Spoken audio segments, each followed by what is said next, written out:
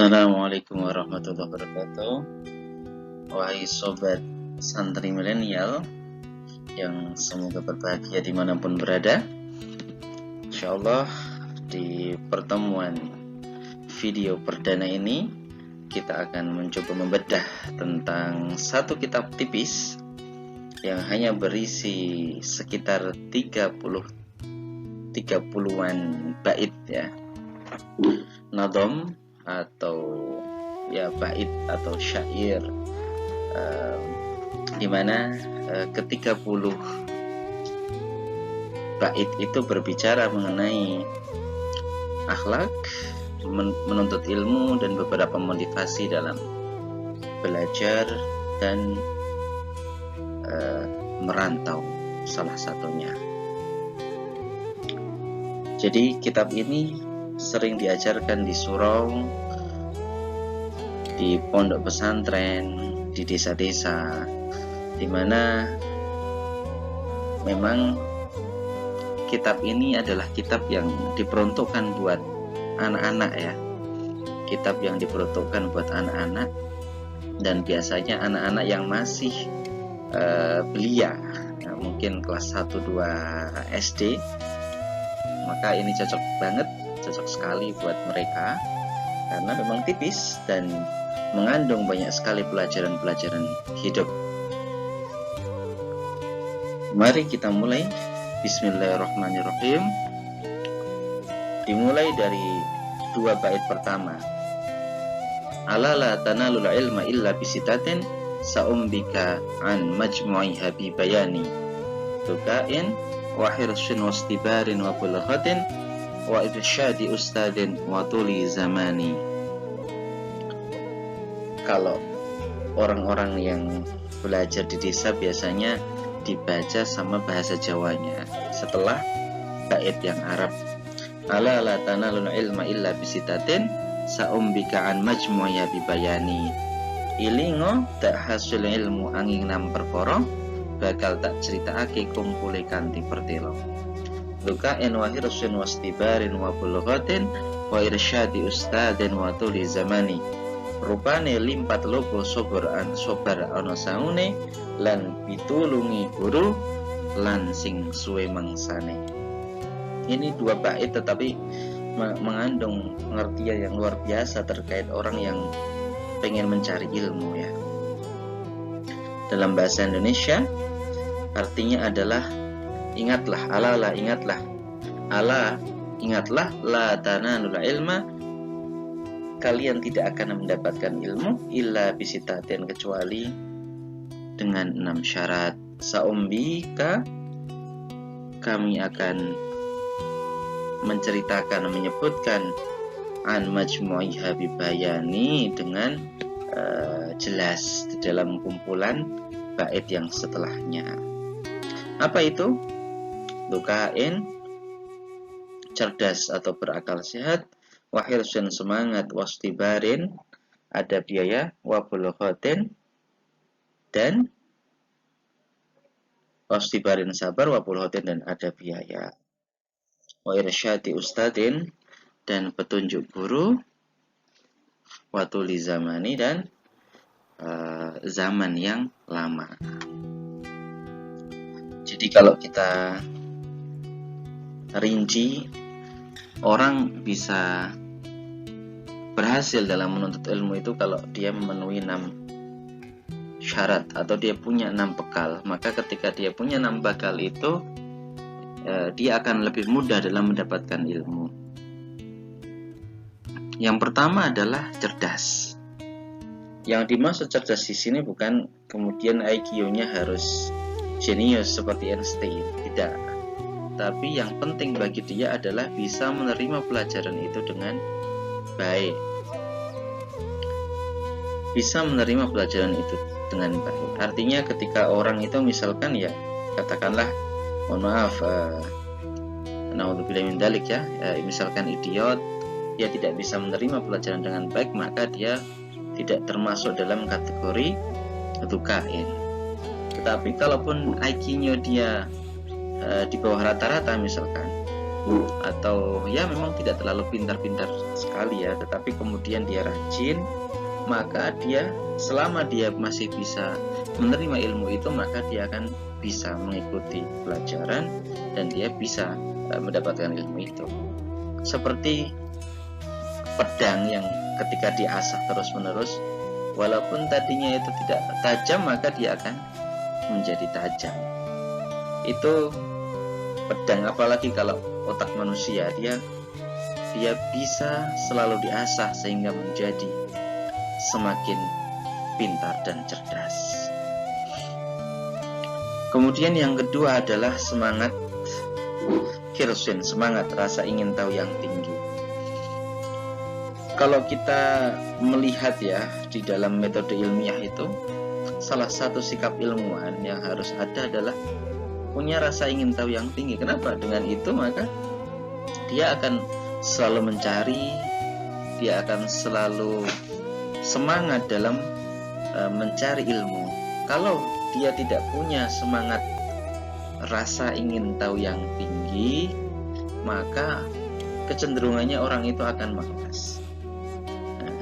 Ketika orang itu bersemangat, maka apapun akan dilakukan. Ketika dia tidak bisa menyelesaikan satu persoalan, dia tidak bisa memahami satu uraian, maka dia akan bagaimana caranya bisa memahami. Dia akan mencari tahu, dia akan lebih giat belajar lagi. Kalau dia tidak bisa mengerjakan soal, maka dia akan mencoba cara yang lain sehingga dia bisa. Yang ketiga adalah sabar. Tentu sabar di sini adalah sabar dalam mencari ilmu ya. Sesungguhnya sabar itu kan ada tiga jenis sabar. Yang pertama, kalau menurut Imam Ghazali itu sabar dalam musibah, sabar dalam ketaatan, dan yang ketiga adalah sabar dalam menjauhi larangan. Nah, sabar dalam konteks mencari ilmu itu adalah sabar dalam mencari atau menjalani kerasnya mencari ilmu. Kadang ketika kita mencari ilmu itu kan banyak sekali godaan yang mau belajar, misalkan itu ada sinetron, ada film, ada tontonan yang bisa merusak konsentrasi kita, maka di situ ada kesabaran. Lalu ketika teman-teman yang lain itu bermain, kita harus belajar, maka di situ juga ada kesabaran. Nah, jadi bagaimana caranya kita harus sabar dalam mencari ilmu. Kemudian yang keempat, yang tidak kalah pentingnya adalah ada biaya. Tapi yang dimaksud dengan biaya di sini sebenarnya cukup ketika orang itu bisa makan, minum, dan keperluan untuk mencari ilmu itu bisa dipenuhi. Jadi tidak harus bermewah-mewahan ya. Yang penting orang itu ketika belajar dia punya biaya untuk beli kitab, dia bisa beli kitab. Untuk beli alat tulis, dia bisa beli alat tulis.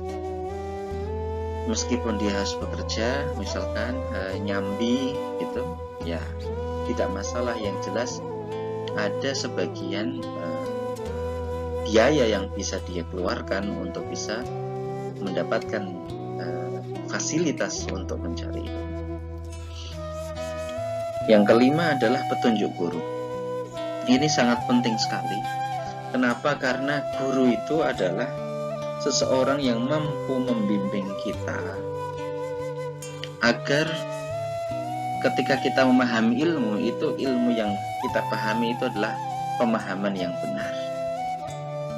Jangan sampai kemudian misalkan ketika kita belajar agama kita tidak punya guru, sehingga ketika kita membaca ayat atau hadis tertentu lantas kita memahaminya dengan cara yang salah. Kenapa? Karena kita hanya belajar otodidak saja.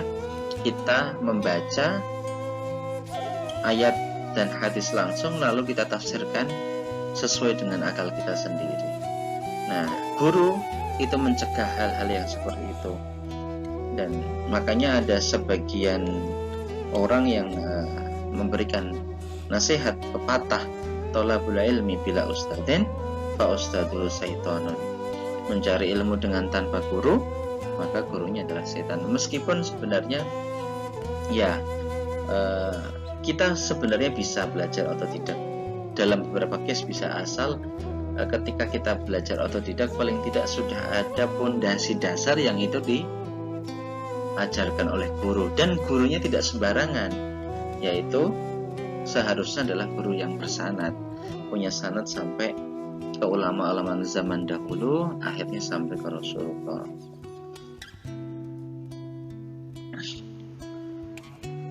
Kemudian yang keenam adalah waktu yang lama. Seperti kita tahu bahwa thalabul ilmi itu minal mahdi ilal lahdi, jadi dari bandulan sampai liang kubur. Jadi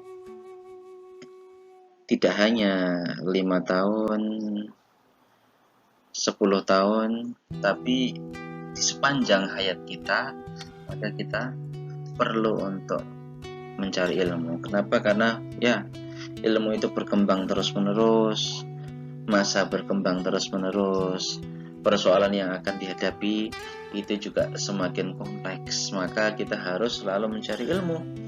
Dan dengan mencari ilmu itu, maka ya insya Allah kita bisa memenuhi dan bisa menetapi dan bisa mengalahkan ya tantangan zaman. Karena tantangan zaman itu berbeda-beda setiap saat, dan dengan kita mencari ilmu terus-menerus, maka ilmu kita akan terupdate. Even fikih pun juga terupdate. Kenapa? Karena masalah yang dulu dihadapi dengan masalah yang sekarang itu berbeda, dan ilmu fikih berkembang berdasarkan masalah yang dihadapi.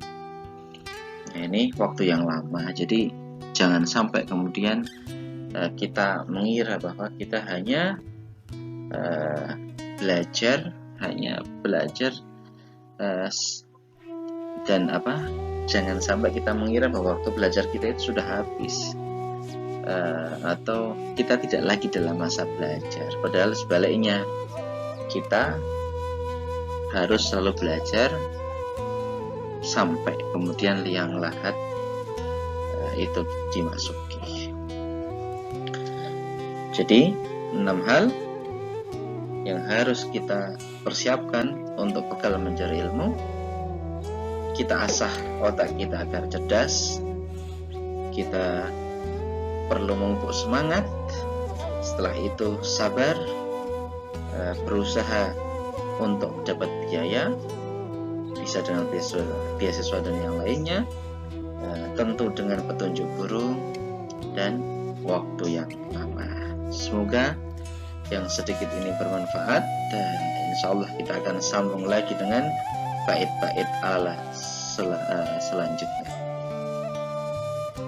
Assalamualaikum warahmatullahi wabarakatuh.